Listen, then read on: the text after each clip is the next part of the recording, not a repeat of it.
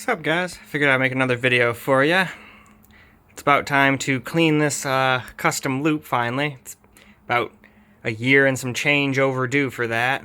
I've been noticing some attempts creeping up on it, especially ever since I got my 5900X and started playing around with the Performance Boost Overdrive 2 and the curve optimization thing. It's been getting up into the like 80s, sometimes even like 85, 86.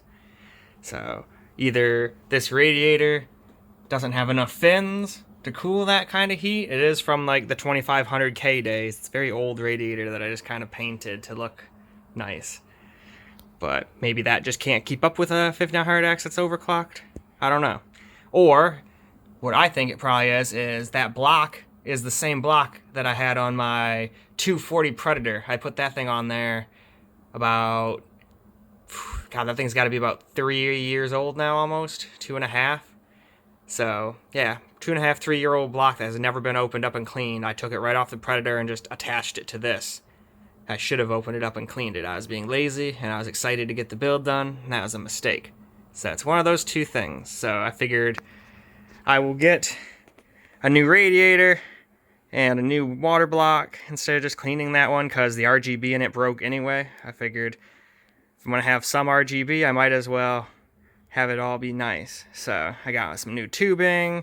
I got some more fans, so I can do 6 of these things and push pull instead of them with, I think these are, what is it?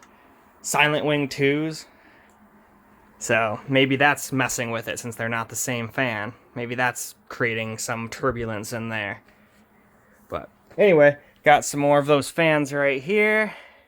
Got ourselves a Corsair XC7 block for AM4. Don't mind this thing. This thing's just like a little cool switch so I can turn the computer off and on while I'm filling this thing and draining the old one. And then we got one of these Thermaltake radiators. This is the 64mm thick all copper one. Figured if that can't cool it, then that's just a hot chip and that's just the way it is, and then I can accept it, but at least I'll have a nice new clean loop. But anyway, let's run a quick benchmark here and see if the temps creep up any higher than 80 now that it's been on for a little while.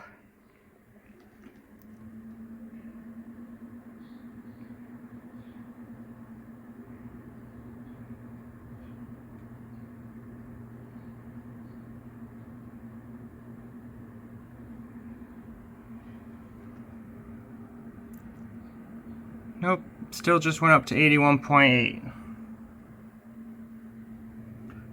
And honestly, those are a lot lower than they were when it was chillier. That's usually like a 670. And the bottom one's like, I think like an 8900 or something like that. But anyway, let's get this loop taken apart. So we've got it disconnected.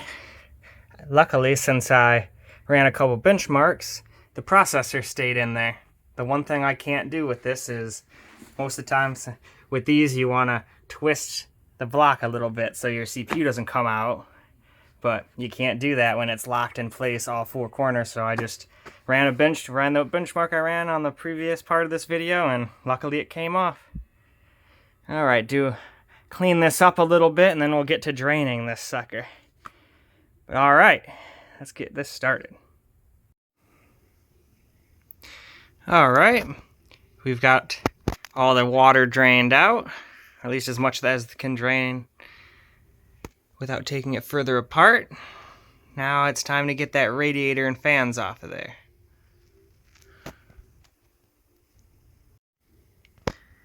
Well, here's the aftermath. These were the fans on the back side doing the pulling. Look at all that dust. But I couldn't get to that because this was plastered up like that against the other side of the radiator. So I'd have to take the whole thing apart to do that and screw that. But here's the radiator. It's got, you know, some stuff in there. But I just cleaned it like 2 weeks ago. But it's already this bad again. But alright. And beyond that, here's what it left on the case. I'm going to have to clean all that up. And somehow I have to clean in there. I have no idea how I'm going to go about that, but one thing at a time. Well, in usual fashion, I got screwed over and have to stop progress because I need the stock back plate to that motherboard, and I haven't the faintest idea what I did with it. Searched all over the house. It just seems to be gone. So I ordered a new one off Amazon, so I have to stop building until Thursday. So luckily, I still have that computer and a Series X to hook up. So I think I'll be okay for a couple of days, though I will miss gaming on my 9900K, or I mean my 5900X 3090. Have so many computers, I'm getting my parts jumbled together here. But anyway, figured there's one thing I can do. We can open this guy up and see if I was right, if it was super gunked up inside. I obviously could just reuse this, but I've already gone through the trouble of taking all the other EK components out. Really don't want to put everything back together just to take it all apart and put it back together again, you know? So let's open that up and see what's up. So I think we found out why we were getting such high temps. Look at that.